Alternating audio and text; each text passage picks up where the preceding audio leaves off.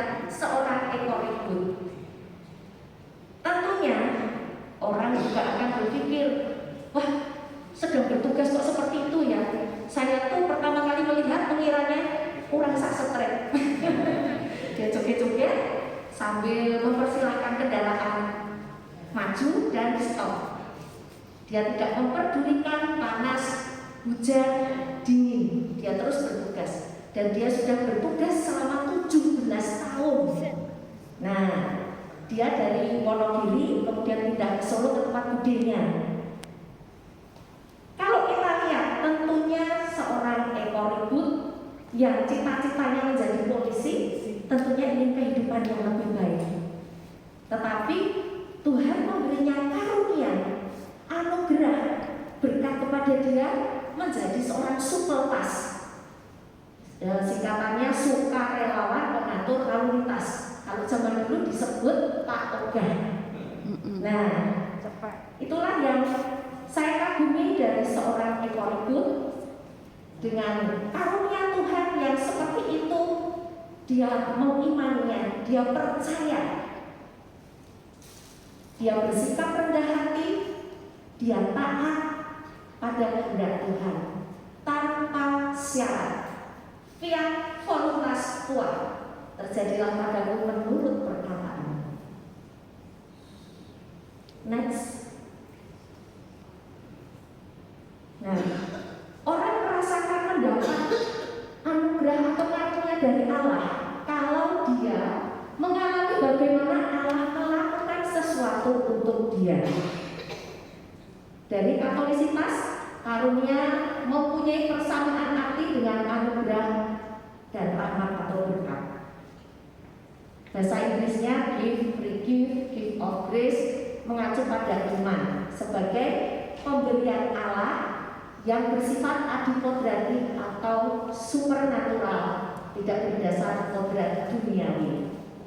Next. Maria telah dipilih Tuhan, dikaruniai. Nah, kata karunia itu adalah diberkati, beroleh anugerah di hadapan Allah. Bagian penting dari rencana Allah untuk membawa keselamatan seluruh umat manusia untuk penebusan dosa. Kalau kita lihat di perikop tadi, kita bisa lihat anugerah yang Maria terima itu bukan seperti anugerah yang kita selama ini pikirkan atau percayai, karena merupakan anugerah yang aneh, ya. Karena saat itu Maria masih perawan, dia baru bertunangan dengan Yusuf. Makanya dia bertanya kepada Tuhan lewat malaikat Gabriel, bagaimana mungkin padahal aku belum bersuami? Walaupun pada akhirnya dia menjawab, fiat voluntas tua, terjadilah padaku menurut kehendak-Mu. Ada ketaatan di situ, walaupun dia bertanya, membuatnya lebih belajar dan memahami apa maksud Tuhan. Kemudian peran Yesus yang dikandung oleh Maria yang disebut di dalam perikop sebagai Sang Mesias, penyelamat dunia yang akan mewarisi tahta leluhurnya Daud. Padahal kan secara garis keturunan Yesus itu dari Roh Kudus, bukan dari benih laki-laki. Nah, tahta keturunan leluhur Daud diperoleh dari garis Santo Yusuf dengan perkawinannya dengan Bunda Maria, dan dia akan memerintah kaum keturunan Yakub sampai selama-lamanya kerajaannya tak berkesudahan. Artinya kerajaannya bukan dari dunia ini. Nah, orang Israel zaman dulu mempercayai bahwa Mesias yang akan datang itu adalah Mesias yang memerintah kerajaan, membangkitkan kembali kejayaan kerajaan Daud zaman lampau. Tapi ternyata tidak. Mesias di sini adalah Mesias yang memerintah sampai akhir zaman atau kerajaan Allah. Janji masa lampau dalam 2 Samuel 7 ayat 13. Nabi Nathan diberitahu lewat putra Daud, Allah akan mengokohkan tahta kerajaan untuk selama-lamanya. Dari sini ada kaitan dari perikop yang kita baca dengan Perjanjian Lama, di mana di Perjanjian Lama ada 350 nubuat tentang Yesus yang tergenapi di dalam diri Yesus sebagai putra Allah yang turun ke dunia. Itulah mengapa kita orang Katolik ya punyanya tidak hanya Perjanjian Baru, tetapi ada Perjanjian Lama, karena ada nubuat-nubuat yang tergenapi dan akhirnya terjadi di Perjanjian Baru. Next, di sini kita lihat kehendak bebas dari Maria, ketaatan, kepatuhannya sebagai teladan. Kalau kita bisa melihat lagi ya, apa jadinya kalau Maria itu menolak? Nah, karunia yang diberi Tuhan. Ada yang bisa jawab? Nanti dapat hadiah lagi.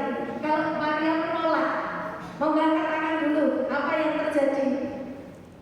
Kita masih tetap Angkat tangan dulu.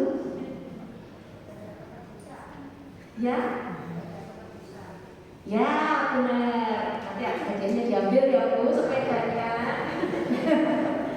Ya, tentunya tidak ada penebusan, tidak ada keselamatan. Janji Allah untuk kehidupan kekal bersama Dia di surga tidak akan ada. Nah, Allah itu maha baik dan Dia memilih Maria juga tidak sembarangan. Dia tahu bahwa Maria walaupun mempunyai kehendak bebas, dia mempunyai ketaatan pada Tuhan. Pergumulan Maria, karunia yang diterima Maria di mana manusia adalah rahmat yang aneh karena memiliki anak di luar ikatan perkawinan. Dia belum bersuami, tetapi bertunangan. Nah, bertunangan cara Yahudi. Nah, kemungkinannya ada 2 risiko kalau dia menerima tugas perutusan itu: ditinggalkan suami atau tunangan dan dihukum karena zina. Bertunangan zaman dulu, jika dianggap dia hamil tidak dengan tunangannya, itu dianggap sudah zina. Karena dalam pertunangan Yahudi dan perkawinan Yahudi, pertunangan itu adalah tahap pertama, 1 tahun kemudian baru dilanjutkan dengan perkawinan. Jadi kalau terjadi seorang wanita yang bertunangan, dia itu berzina atau dengan laki-laki lain, itu hukumnya rajam. Melalui Roh Kudus dan kuasa Allah yang Maha Tinggi, bagi Allah tidak ada yang mustahil. Elizabeth yang mandul mengandung 6 bulan, mengingatkan kita pada kisah Sarah, Kejadian 18 ayat 14 dan 27. Sarah yang mandul dapat melahirkan anak. Next. Nah, kita lihat ini bukti dari kasih Allah yang melalui Maria, yang tadinya kalau Maria tolak berkat itu atau karunia itu, kita tidak akan mendapatkan bukti dari kasih dan keadilan Allah. Jadi Allah yang tidak terbatas oleh waktu masuk di dalam sejarah manusia. Yesus menjelma menjadi manusia melalui Maria. Satu teladan kerendahan hati. Tuhan yang ilahi yang tidak terbatas masuk ke dalam kodrat manusianya, dan juga merupakan teladan ketaatan Yesus terhadap Bapanya di surga, dengan mau mengorbankan diri untuk menebus dosa semua manusia agar memperoleh kebahagiaan di dalam kerajaan kekal. Yesus teladan hidup kudus bagi manusia, kurban penghapus dosa sekali untuk selama-lamanya. Kalau untuk orang Yahudi, korban tebusan itu adalah darah hewan. tetapi harus berkali-kali penebusan itu. Tetapi kalau kita orang Katolik, orang Kristiani, kita sudah ditebus Tuhan satu kali untuk selama-lamanya, dan kita berhak untuk menikmati dari janji Allah dengan pembaptisan. Manusia beroleh keselamatan. Next.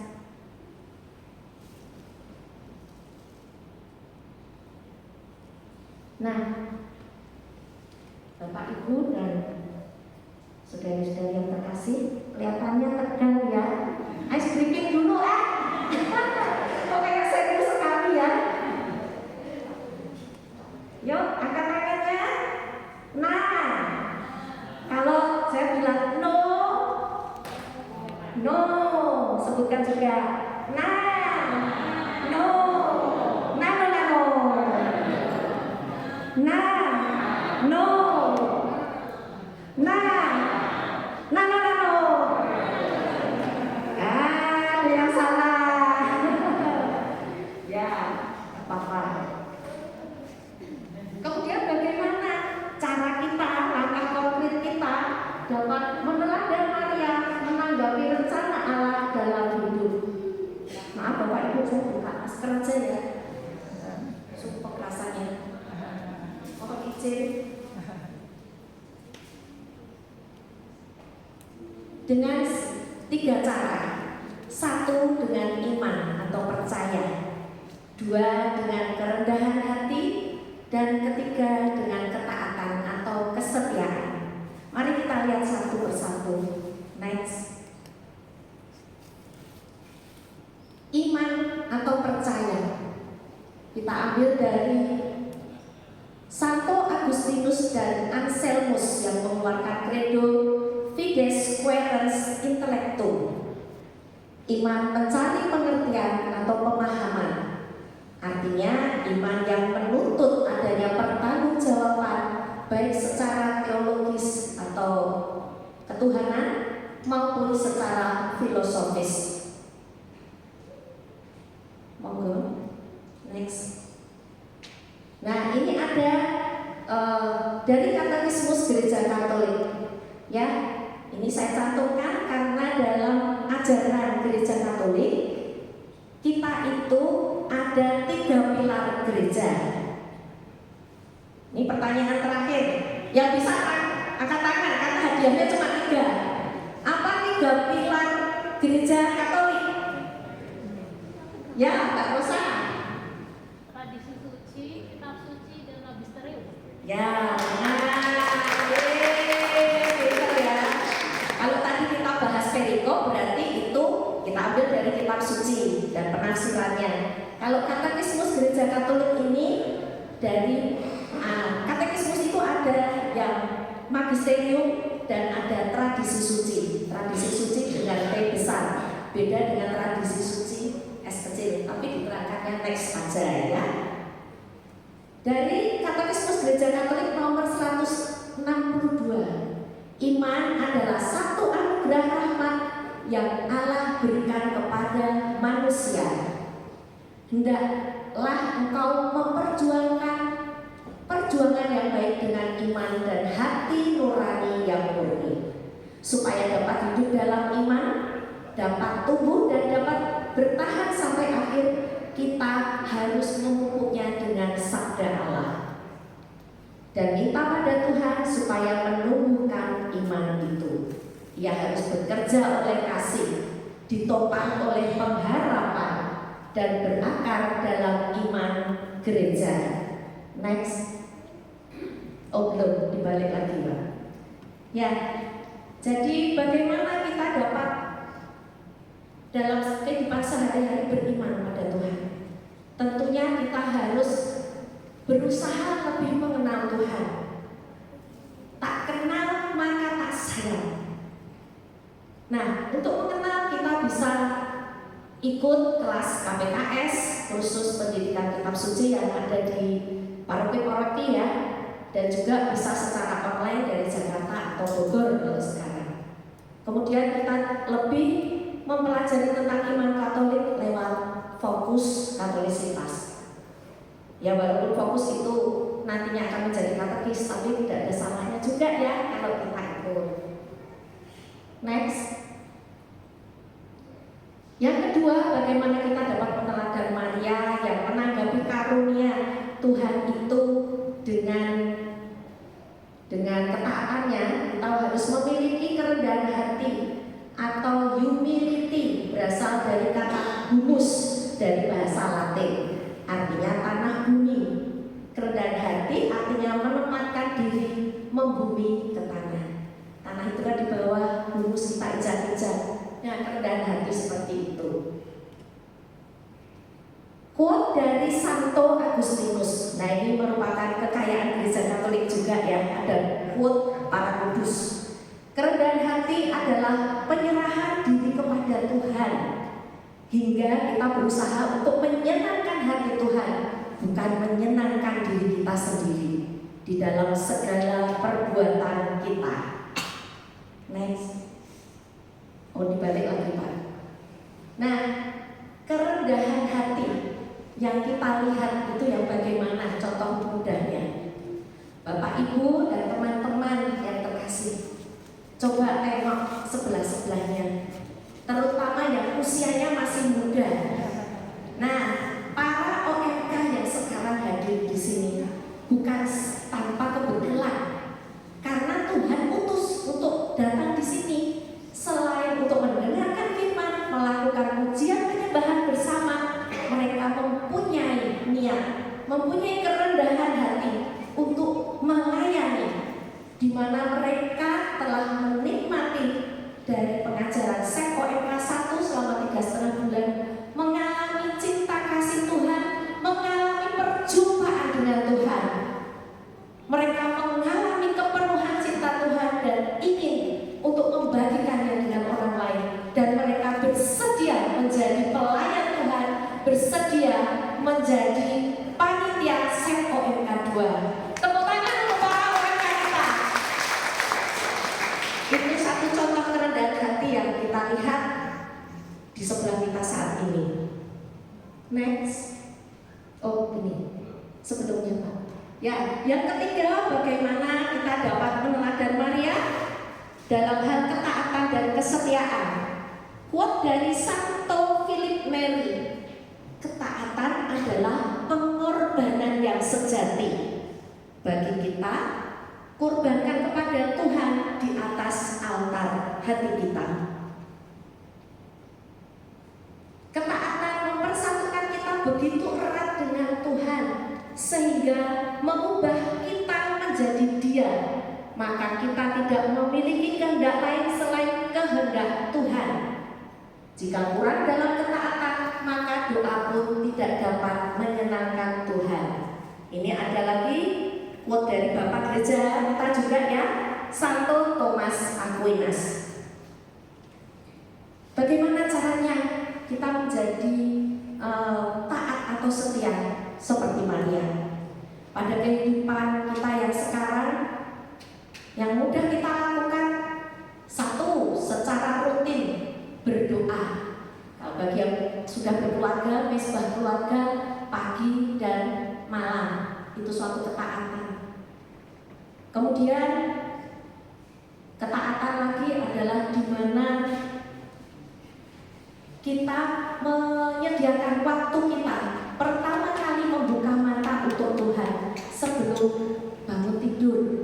Bisa renang-renang lagu, misalnya Tuhan adalah gembalaku, takkan kekurangan aku. Itu membawa perasaan di mana kita menjalani hari dengan positif, karena Tuhan adalah gembala, Dia membimbing, Dia menguatkan. Dan lagu-lagu yang lain. Kemudian kita juga ketaatan dan kesetiaan pada Tuhan, karena kita memikirkan hanya Tuhan semata, dengan setiap malam memeriksa batin kita, atau examen conscience, sisme, tahu itu istilah itu ya, yang diperkenalkan oleh Santo Ignatius Loyola. 3 menit saja setiap malam sebelum kita tidur, ya, kita merenungkan, bersyukur 3 hal baik kemudian menyesali dua hal yang mendukakan hati Tuhan yang kita lakukan, dan mempunyai satu niat baik di hari esok. Misal, Tuhan, niat syukurku hari ini, Engkau memberikan aku kesehatan, Engkau memberikanku teman-teman yang baik, Engkau memberikanku rezeki hari ini. Itu ungkapan rasa syukur kita sekecil apapun. Apalagi kalau kita diberkati dengan berkat yang luar biasa dari Tuhan, ya. Nah, untuk yang kedua hal yang mendukakan hati Tuhan, Tuhan, aku minta ampun karena hari ini kurang memanfaatkan waktu dengan baik, banyak mainan HP.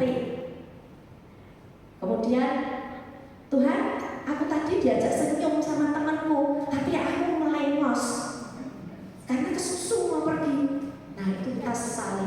Dan kita punya satu niat baik di hari esok. Besok pertama kali yang ditemui mau takjak senyum. Satu hari mau senyum. Ya, puji Tuhan. Next.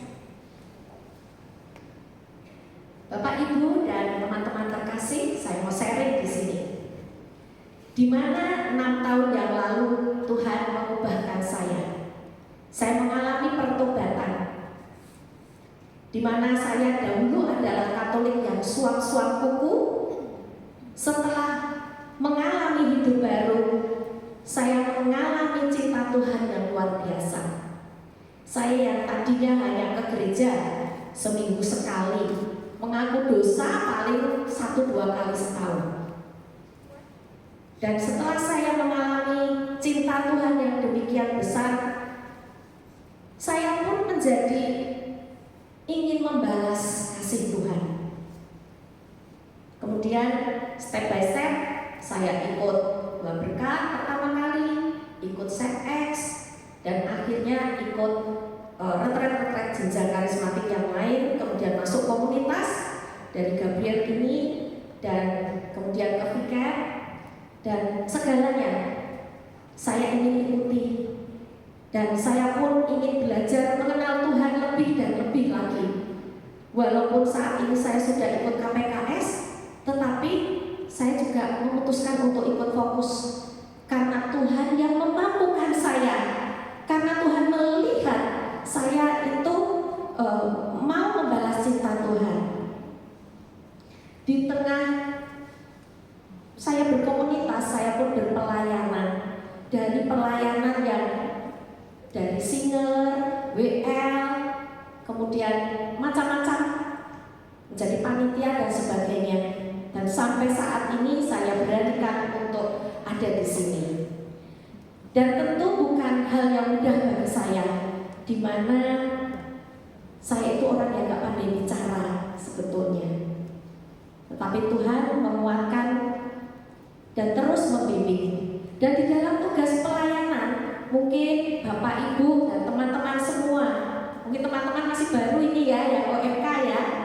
Nah, nanti merasakan juga pelayanan itu tidak selalu mulus. Mesti ada riak-riak, ada friksi-friksi. Nah, itulah yang kadang membuat saya ingin mundur. Nah, jelek toh, tapi itu gak mutakbir ya. Nah, karena itu lagi, di tempat-tempat yang seperti ini, di mana kita merasa terbeban, kita crash, dapat suara dari sana sini, tetapi di satu sisi itu ada kebaikannya juga, di mana dalam kesusahan, di mana dalam kesulitan, di mana aku nggak mau bangkit pun dalam hidup sehari-hari ada teman-teman yang menguatkan. Jadi ada yang bencekno, ada yang nyenengke. Nah, itulah yang saya bisa sharingkan. Semoga Bapak, Ibu, dan para OMK di sini, para teman-teman di sini juga bisa mengalami cinta Tuhan dalam pertobatan kita, dan kita bisa berpasrah pada Tuhan seperti Maria. Bagi saya hidup baru itu adalah anugerah dari Tuhan. Tetapi anugerah itu bukan yang menyenangkan ataupun tidak menyenangkan. Ibu sekalian, saya ingin mengajak tim pujian